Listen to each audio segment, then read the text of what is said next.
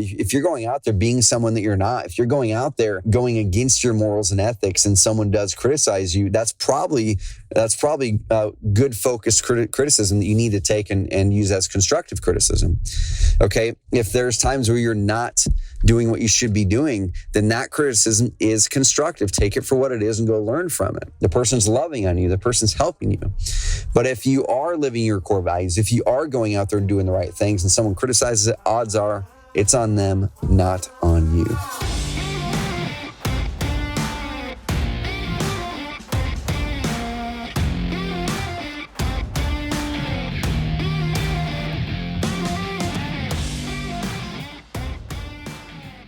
What's up, y'all? It is Saturday when I'm recording this, whatever day you're listening to this.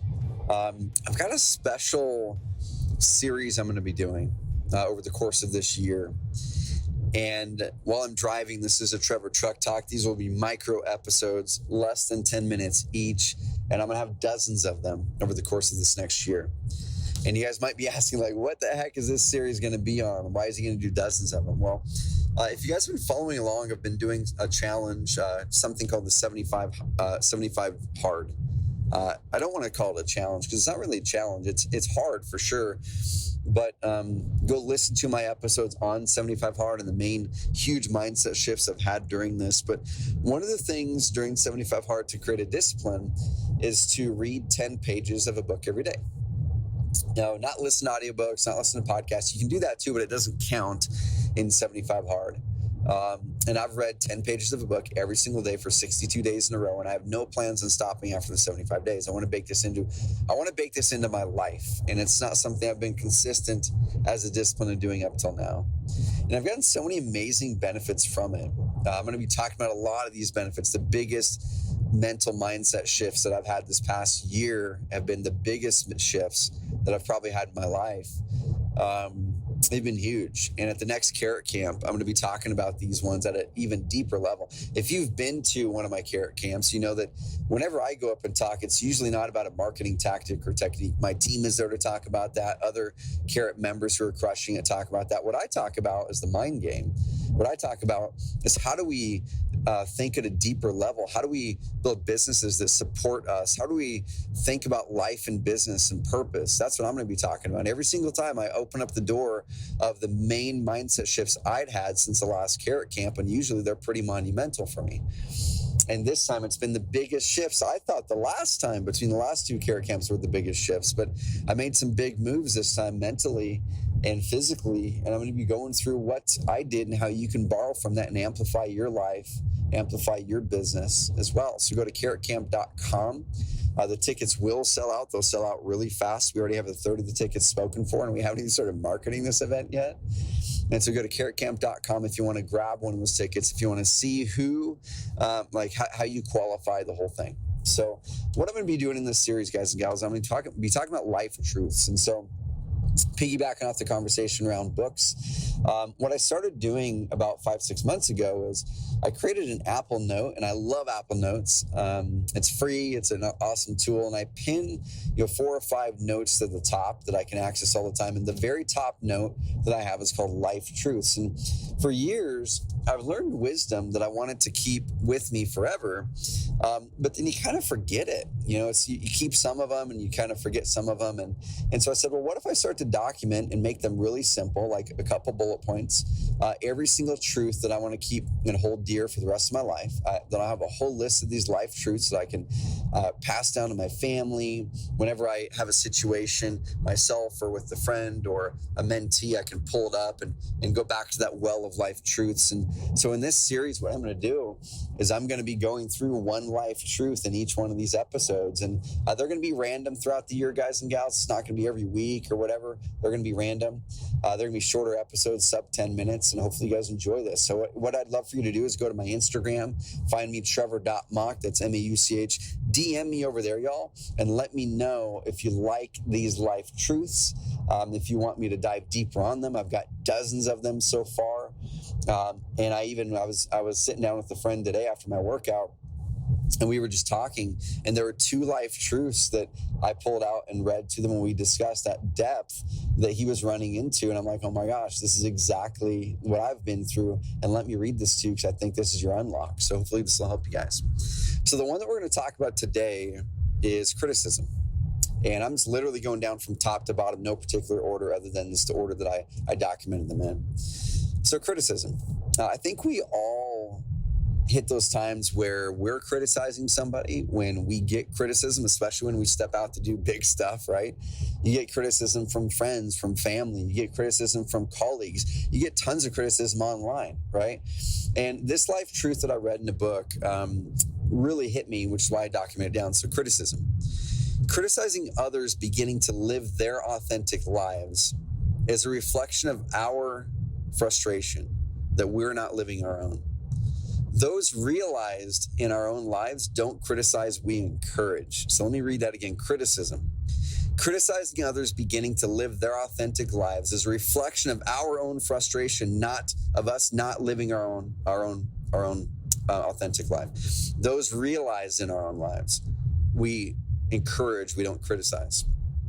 So think about that. When have you criticized somebody online, in person, for something that they did, something that they said, an approach that they had? And I want you to pull back and ask yourself, was it because that person was doing something that actually you have insecurities about, that you don't believe you can accomplish, so therefore you're projecting that on them? Or let's reverse it around. When's the last time that someone criticized you? You know, it could be kind of like a passive aggressive criticism. It could be a direct criticism. It could be online where you posted about something that you accomplished or something you're going to try or a goal that you had, and people kind of poo-pooed on it or kind of made fun of it or were a little bit sarcastic about it. And it kind of irks you, right? It hits you in the gut. And I had one of those this past week, even with a team member of mine, another leader of mine, where it kind of, like, at first it kind of pissed me off, and I let it go for 5-10 seconds as he continued to kind of criticize without actually trying to help solve the problem. And I didn't really approach it the right way and answer it the right way. But in hindsight, I went back to this life truth, and I'm like, man, it wasn't really like the thing that I had brought and I had done was in good faith. It was towards our morals, our ethics at Carrot, our core values. So I really believe it was in the right spirit. And so I'm thinking, okay, if the intent of what I was doing was in the right spirit, and I truly do believe is the right thing for the company, why is it that this person criticized in the way that they did? And I started to think about it. It's like, oh my gosh. So he went through a really tough week on his own team. And so therefore, me stepping out there and trying to live my own unique life as a leader started to point out for him where he was not living his own, where he was not living his authentic leader, and he wasn't really stepping into who he could be, right? And so I started to have empathy for him actually in that situation. I started to have empathy and going, oh my gosh, so this wasn't really him projecting on me, he was projecting on himself. It was him projecting on his own insecurities. It was him projecting on the fact that he wasn't showing up well as a leader the past several weeks that caused these big issues on his team. And I know I could learn from that as well and can lead at a better way. And so rather than getting pissed off about it and getting defensive, which I was a little bit at the start, I started to have empathy. I'm like, oh, shoot. So this is actually him projecting his own insecurity. This is him projecting the fact that he's struggling in an area, and he wants to bring some light to that. He thinks that the way I'm approaching it is wrong. And I want you to think about, do you have family criticizing you? Do you have friends criticizing you for your goals?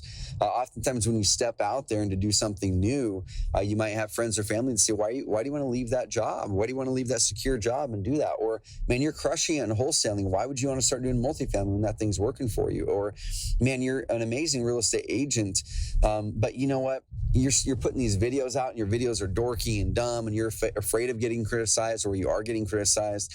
Don't look at that as at face value. Look at that and go, well, Is that other agent or is that friend of yours or whatever, are they criticizing you because they honestly have an insecurity or they don't believe in themselves to go out there and create that content, or they themselves would be insecure, where they're actually projecting, oh my gosh, I would be embarrassed if I stepped out and did content like that? Guys, that's on them. That's not on you.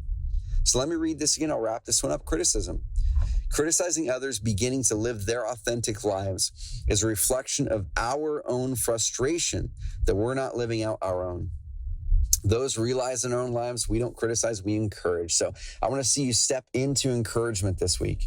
I want to see you find opportunities where maybe naturally you're going to prop up. I'm getting home right now, open up the gate, where naturally you might have some criticism prop up in your energy. And I want you to think about that and say, okay, is this actually a reflection on them? Or is this a reflection on me that I am not happy where I am right now in my life, or where I'm not happy where I am right now in my business?